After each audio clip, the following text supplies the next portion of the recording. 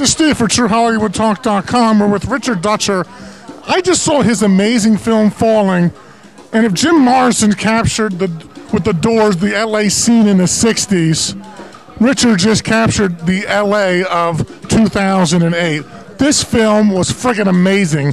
What a wallop. I gotta tell you, Richard, warm welcome to TrueHollywoodTalk.com. Thank you. Thanks. I appreciate that.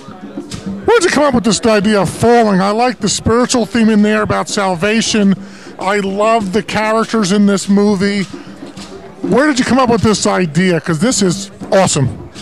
Well, I just became fascinated with these. I became acquainted with some stringers, these men men and women who run around the streets of Los Angeles and Hollywood with video cameras trying to capture footage of any violence or accidents or any provocative footage that they can then sell to the news stations, to the networks. And so I became fascinated with those characters and with that lifestyle. And then I decided to put a character into this mix who was beginning to have kind of a spiritual rebirth, and how difficult, if not impossible, that was living the life that he was living. I love the characters. I'm not going to give the movie away, but the whole acting scene, the whole what I call desperation to get fame in Los Angeles, even on a low level, from screenwriters to actors. How did you capture this whole urban landscape? It was awesome. Well, I think it's because I've lived it. Yeah, I've spent I spent 10 years living in Los Angeles, and as an aspiring actor, aspiring writer, and so writing those scenes wasn't difficult because I just lifted them out of my own experiences, own conversations that I've had. What's your background, Richard? Is this your first film, or you've been doing this for quite a while now? Falling is my fifth film, so it's my fifth feature, and yeah, I've been knocking around for a while. Who are some of your artistic influences? I saw a little bit of Tarantino in here. We saw a little bit of Scorsese in here, like kind of Mean Streets. Who did you look up to being a director? Because I saw quite a lot of themes in this movie.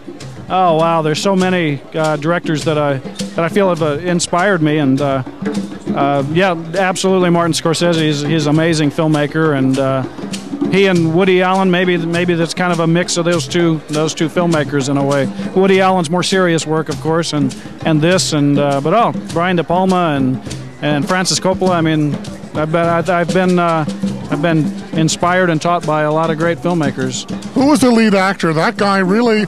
I was telling my son when we were watching the movie, I liked that guy's face. It seemed like the way everything showed on that guy's face, even without speaking. He looked like a young Michael Caine to me. Oh, he was just an actor. I got cheap. Always the best way? No, I'm a talent manager. I love my actors, okay? They're all underpaid, okay? Yeah, it was a part that I played myself. I felt like I was so close to the emotional core of the character, and it had so many similar experiences that I wanted to play it myself, so I did it. I did it myself. No kidding. We're just having fun with Richard, because he didn't have a beard in the movie. But how did you prepare for this part? Because you just kind of, how do I say it?